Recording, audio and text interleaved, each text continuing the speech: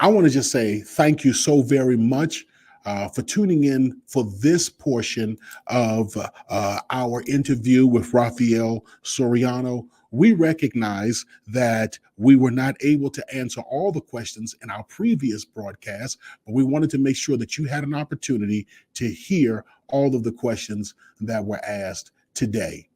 All right. So, Raphael, let me go through a few more questions with you that we were unable to cover in our normal broadcast, but we want to make sure that our viewers get this added bonus footage of how we ask factual questions as a means of improving our family relationships. So, here's the fourth question that we didn't get a chance to ask in our broadcast, and that is, what are the qualities that you admire in your mom, your dad, your grandparents, or other family members? But let's focus in on your mom and dad. What are the qualities that you admire in your mother and father? Yeah, so um, my mom was a force of nature. She had a quiet dignity about her, a lot of class. She she was a she was, in her, she had some trauma when she was a child. My I don't really want to go into all of the detail in that, but she eventually had to, at 12, she actually had to become the second parent. And it was not easy because they were immigrants from the Dominican Republic. Their English was not the best, and they were living in Kansas City, Missouri, where there was not a vibrant, thriving Caribbean. I want to, I guess the best way to, because it's not all, it doesn't always have to be Dominican, but a Caribbean Spanish speaking population that you could find some solace in and some support. They did not have that. They had the complete opposite of that. So she essentially had to grow up, and she had three siblings, a sister and two brothers, and she was just always that, steady as she goes, pushing Wow. herself, having high expectations of herself and high expectations of the people around her. My mom did not accept excuses or tolerate, reasons for anything, even good reasons. Why didn't you wash the dishes? Well, the house blew down in a hurricane. There was nothing left. Well, there's rain, isn't there? That kind of thing. My mom was very much like, the dishes needed to be done. I don't care if you have a sink or not. They needed to be done when there are any excuses, any reasons. There's, outside of death, if you're breathing, those dishes should have been washed. I got you. So yeah, so that was kind of how my mom was. My dad, my stepdad, and again, my mom struggled with mental illness. My stepdad struggled with alcoholism. But the things that I admired most about him was, despite that, well, what I admire about him now, we're very close now, is that he has been sober for, more than a decade.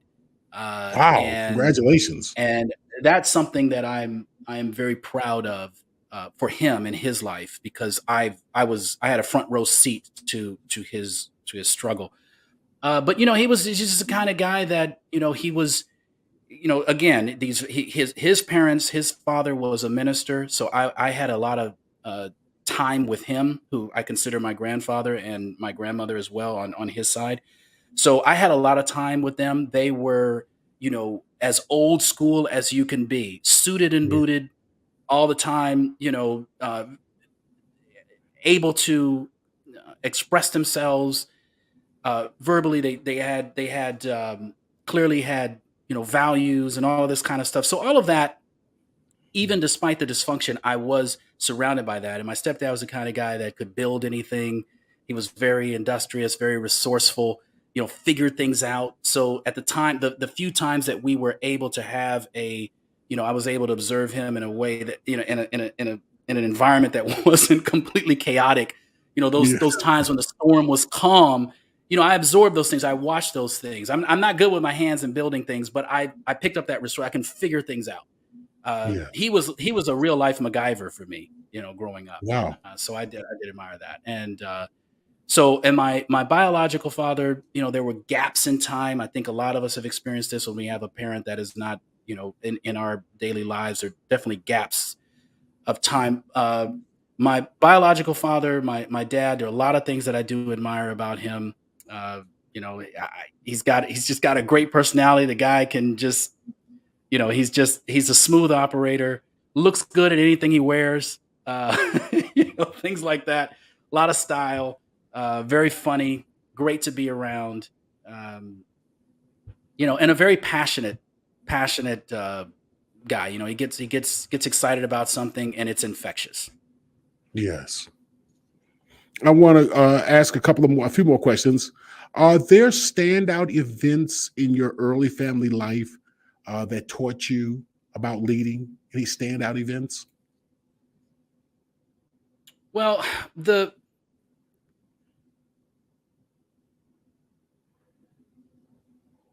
that's a question that I think is going to take a lot more time to really think about. Okay. Some of this is because I I probably have suppressed a lot of things in my life that I just don't remember for whatever reason, because it was either just too painful, or I just didn't take it as serious as I probably should have and just moved on from it. So that one's going to take a little while for me to really kind of understand. Maybe you can help. Can you give me an example of a standout event that some of Yeah, that? well, I think about in my family, coming from a very poor background, coming from a very poor community, I learned to be Mm, resourceful. So, for instance, and this is mhm, just something that everyone in my community did, but it yeah. taught you how to be resourceful, which was when they used to have paper food stamps. Now we have the EBT cards, but when we had paper food stamps, we would go to the grocery store, and there was a grocery store on the top of um, Martin Luther King Avenue. I believe it was a Giant or a Safeway. I can't remember. But anyway, we would go there, and then you go from line to line buying a 5 cent piece of candy so you can get 95 cents back in change. Because they didn't have Hmm, food hmm. stamp change, they gave you real change, and you would do Yeah. that again, 6, 7, 8 times to keep getting the change. But it taught you just how to be thoughtful about kind of that making brick without straw. And Yeah. one of the things is I've learned how to lead an organization with minimal resources and still Hmm, find a way to get it done. I think about a situation where we were doing some policy advocacies, and because what we were asking about relative to public safety was not in line with what the Denver Department of Safety wanted to do.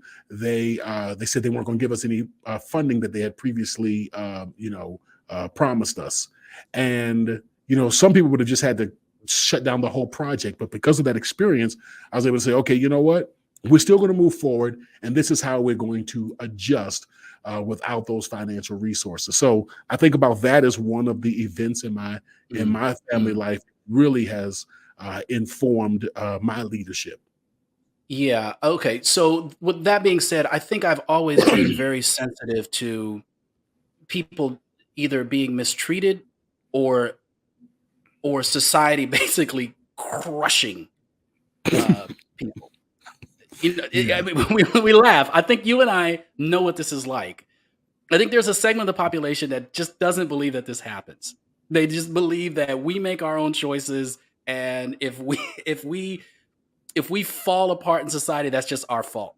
They Yeah. don't. They really don't see society in the way that kind of you and I view it sometimes, as a steamroller that you just can't get in front of, and it just doesn't care. It just rolls over whoever's in front of. My mom was committed to mental institutions many times, and seeing that as a young child, probably from the ages of, I would say, 12 all the way up until, you know as an adult, actually, seeing Yeah. how the interaction with the police, uh, because usually when the police get involved, I think that's changing now, but usually when they deal with someone with mental illness, it's just a matter of handcuffing them and taking them, dumping them off at the mental hospital.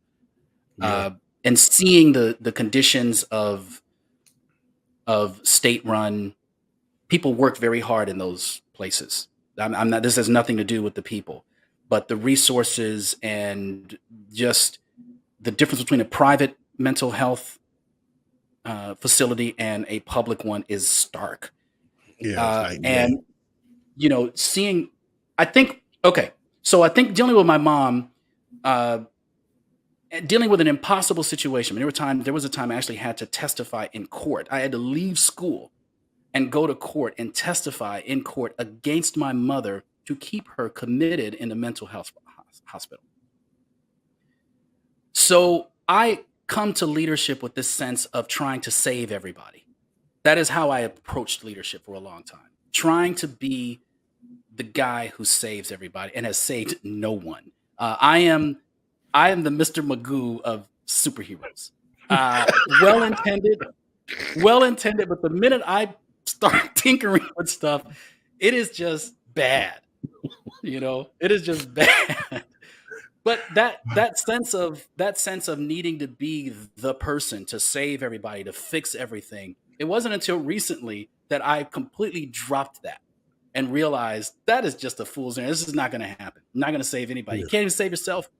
You have so much to fix that you need to let's start working on that. But I think that experience with my mom and trying to, because you're 12, 13 years old, and you're yeah, left to try to fix a situation and trying to, no resources. No one in school ever came to me and said, no administrator in school ever came to me and said, hey, you were out of school for the last 58 days. What's going on? yeah, Or we heard, because you would think that if I'm in court testifying to keep my mother, some officer of the court would say we should probably be in touch with this young man's school, or we should probably try to make sure that he's got yeah, some help. I mean, my grandmother was there. I was living with my grandmother, so that was fine. But those connections just weren't made, and I was just left to just kind of figure it out on my own.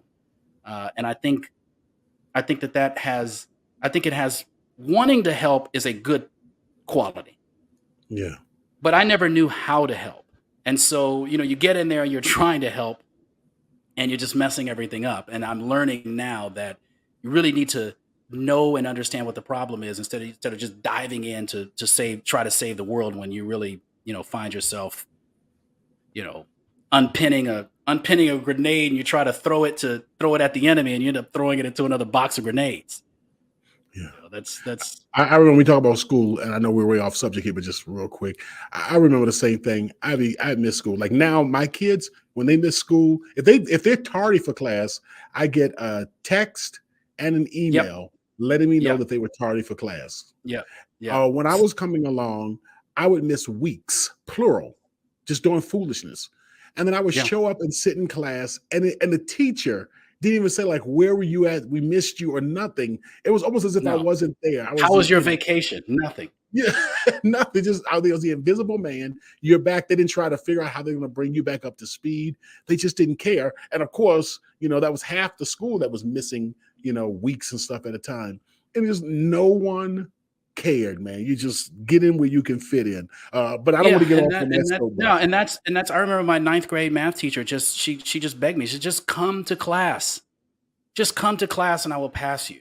If you could just do that. And I said, well, I can commit to that, Wow. and I did. But that was her only option. That was her only option. It was just like, you'll get that. I'll give you a passing grade. And, I think yeah, I think that all of that has informed instead of becoming a diabolical criminal, which is probably what I was on track to become. I've become Yeah. more of a person who thinks about, where are we lacking in resources, and how can we get those resources to people to actually help them and to lighten their burden. And we've talked about this in previous broadcasts as well, about how, you know, ask your employees, ask your team, what's going on in Yeah. your life? How are things going? And I've the piece that I have is, I may not be able to save it. I may not be able to offer you a literal helping hand here, but I can know what's going on, and I can try to do what I can do to lessen that burden. So, Yeah. but you got to know. Let me knock out a few more questions. What would your parents and or your siblings say are your leadership qualities? Man, I started to think about this, and I guess I was thinking at it from the mirror of what I think about myself, and so it was going great. I mean, I had all these great qualities going on. And then I did the worst thing you can ever do. I put myself in their shoes, and man, the view from there, I don't know. It didn't feel good. I wanted to get back to that top of the list really quick. So starting off, I think they would agree that I can be pretty motivational, inspirational, which I think are all good qualities, Yeah, right? But I think that sometimes that can have a diminishing return. That it can only go so yeah, far. I think that I can be I have a lot of conviction. My wife yeah. and I joke. She's like, you can talk about dust mites as if you've researched. I mean, it doesn't matter. If you're interested in it, you can talk about it as if the entire world depends on them understanding the impact of dust mites and their Yeah. worldview and what they. I mean, it's just these little rabbits that I go chasing after. And if we're at a dinner party or something, I can just talk about nonsense in a way that people would think, man, that is a very serious issue.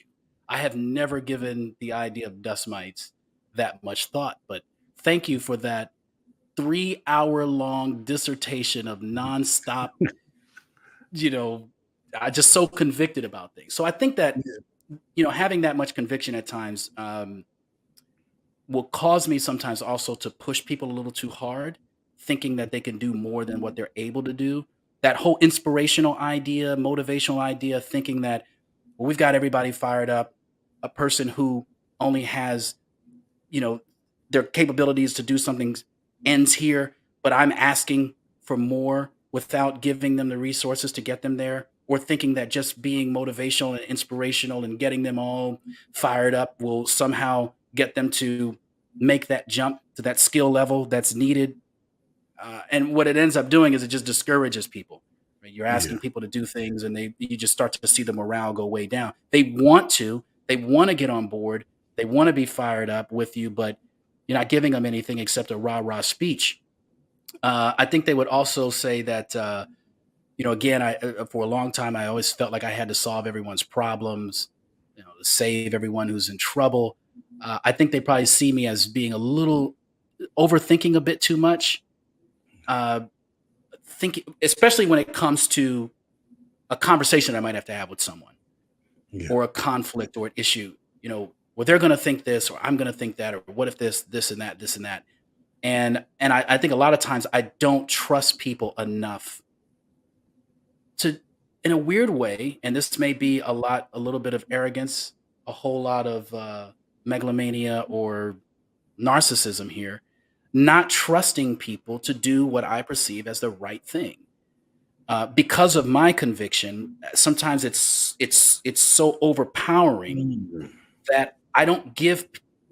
I am very clear on what I think is the right thing, and I will tend not to trust people to do that. And so this becomes kind of more of a cult leader situation as opposed to inviting thinking. Now, the fact that I'm saying this should indicate that I've grown and am a little bit Hopefully. better at this. But if yeah, hopefully. But if I'm thinking about what my family, as they know me now, and haven't really probably seen me grow in the last 4 or 5 years, uh, they would probably this is probably what they would think. And then, but I am very well loved in my family, man. I mean, honestly, there are Oh things like yes. there's a sense that I can do nothing wrong. And even when I do something wrong, they're never going to tell me about it. They're Yeah. never going to tell me to my face. They're not going to stir up the boat. They're just happy that I'm around. They love me to death. They're the greatest people in the world. And so maybe if you ask them, what do you think about his leadership? I mean, they'd probably just gush on and on and on and on and on. And Maybe I'll then do that. after Maybe I'll just cold maybe you call some should. of your family You members. should. And then after Who is the this after the again? How'd interview, you get my well, number? you have to exactly. You have to, how'd you get my number? And for who? But if you left a hot mic on, then you'd probably hear the real stuff afterwards. The hot mic. Oh, this son Oh of yeah. like, I don't know why you waste my time calling the leadership, that kind of stuff. That's a So joke. Yeah, I don't want to leave no hot mics around my family. Let's end off yeah. with this last one. And what are the values that you learned in your family that you carry over into your work? You talked about some of the values that were different, but what are some of the values of your family that you see going over into your work?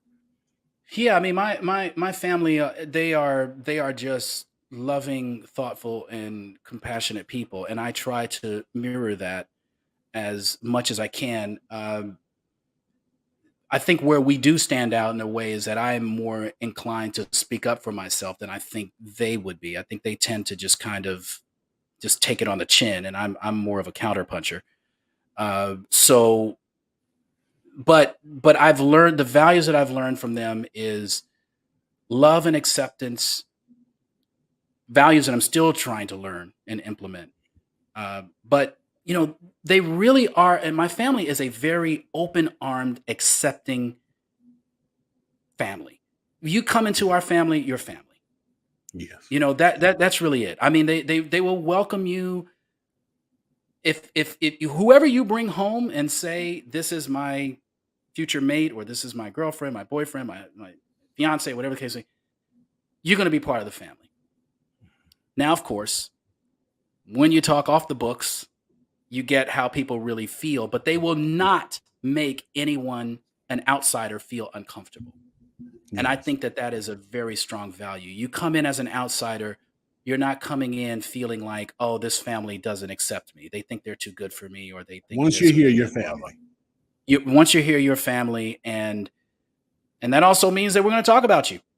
I mean, we talk about family. I mean, we do that. We're not gonna make you feel uncomfortable. You're gonna feel Yes. welcomed, and I do love that, and I think I see that you know you bring it's I think you and I kind of grew up that way. You bring a friend over, just off the street, never met before. They get a meal, they get some water to drink, they get a lecture from your grandfather. They're gonna get you walk through that door, you get the family treatment. You get the full That's it. family treatment. You get the Man, full thank you family so treatment. much for sharing today, Raphael. And thank you, listeners, for watching this bonus footage in our interview with Raphael Soriano about how we ask factual questions that helps us to better understand our family and our leadership. Please make sure that you check out unboxedtolead.com to learn more about how we can help you to increase your leadership skills and to unbox the power and the potential